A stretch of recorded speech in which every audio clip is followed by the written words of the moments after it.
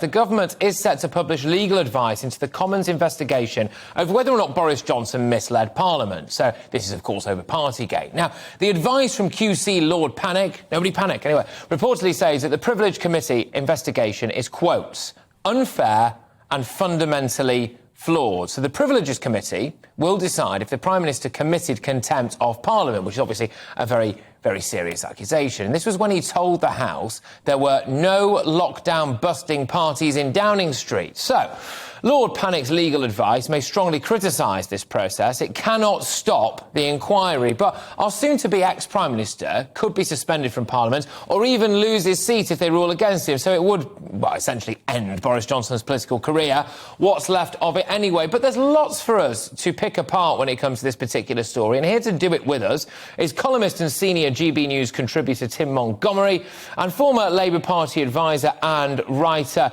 Scarlet MccGwire. Thank you very, very much, both of you. Tim, I'll start with you. Talk to me a little bit about this process now that's going on, because essentially, could it mean that Boris was unfairly biffed?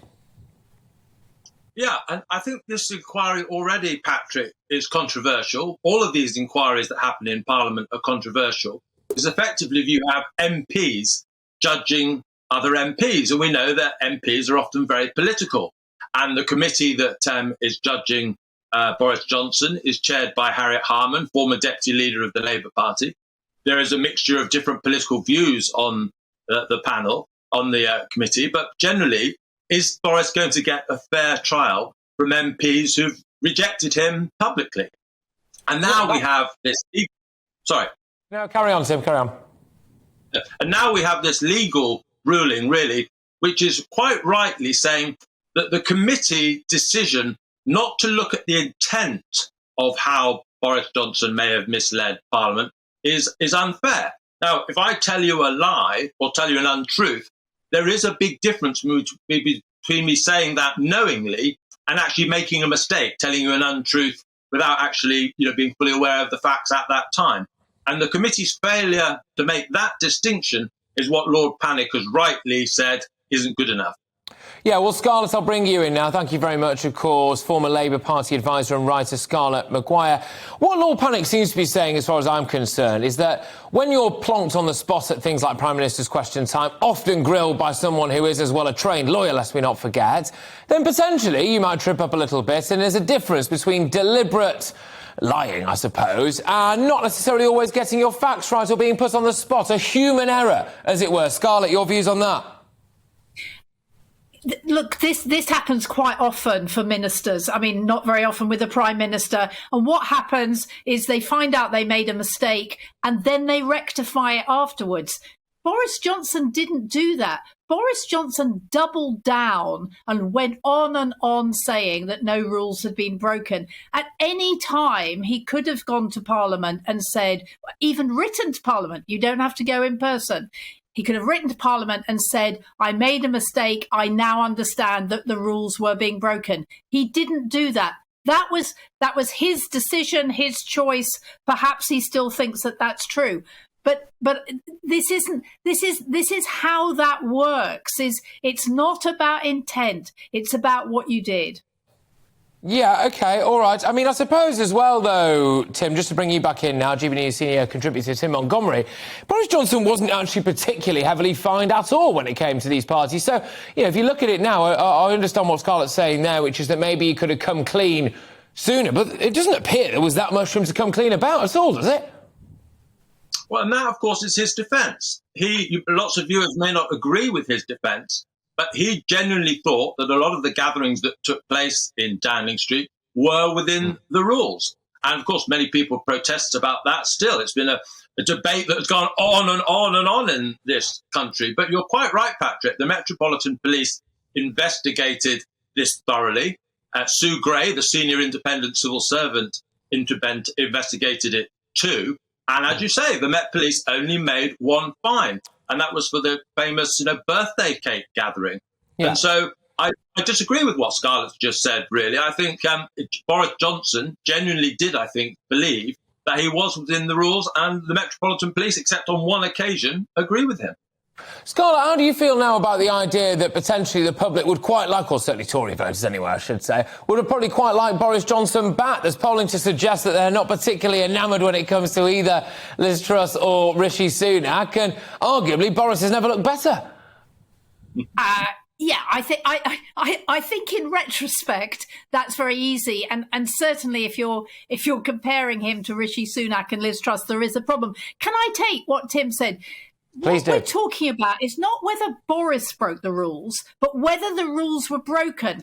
Over 100 notices were sent to people. I mean, PCNs, penalty charge notices were sent to people. This wasn't one. This was 100.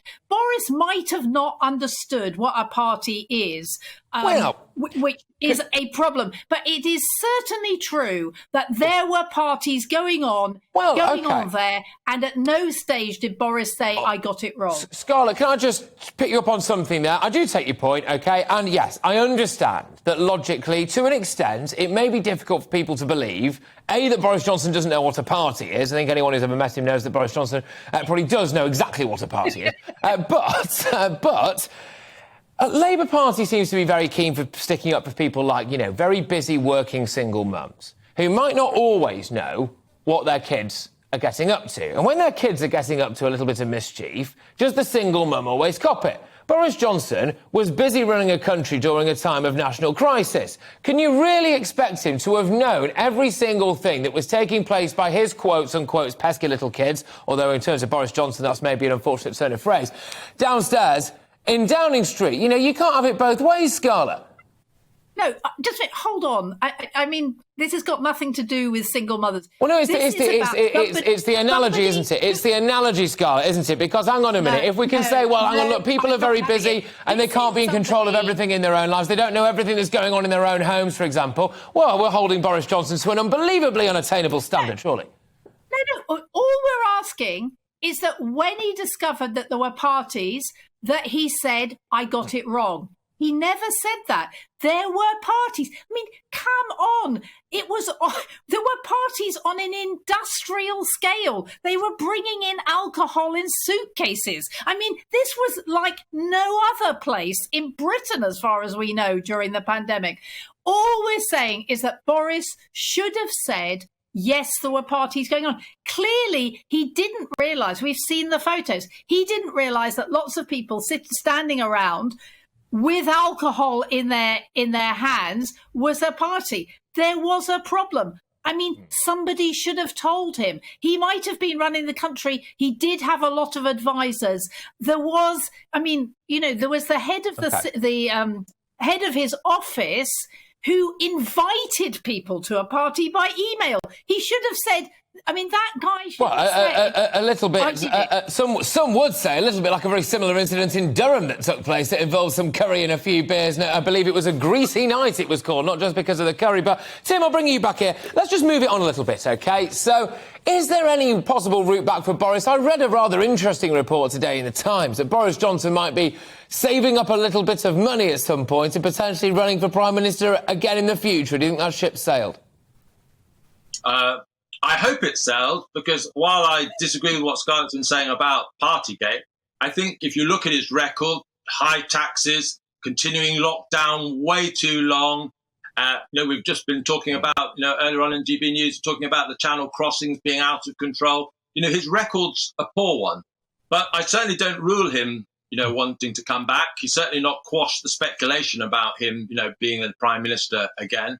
And if Liz Truss hits the scale of problems I think she will when she becomes Prime Minister on Monday, it certainly will be her, I think, and hits a lot of unpopularity, there might be quite a lot of buyer's remorse. But I don't think we should forget his record as Prime Minister. The fact is that he's left Liz Truss an awful legacy, and that's what we should focus on. OK, Scarlett, I'll give the last word to you, not specifically now on this particular Boris Johnson thing, more of the big picture political stuff, right, which is that Keir Starmer, unless something unbelievable happens, will lead will lead Labour into the next general election, and quite probably Liz Truss. A lot of the British public, certainly up north, near my neck of the woods, find that a remarkably uninspiring choice. This is a damning indictment of where we are in British politics. It's like being asked to choose kind of between which occasional table you'd rather use in your spare room, isn't it? No, I think Keir Starmer he's a good leader of the Labour Party, and actually I think he'll be a really, really good Prime Minister. And you're absolutely right. When it comes to Liz Truss, who we all think is going to be the next Prime Minister, I mean, Keir is way ahead of her. And I completely agree with Tim. She has got such problems when she gets in. And we haven't even talked about the fact that many in her party, many Tory MPs will not be happy that she's won.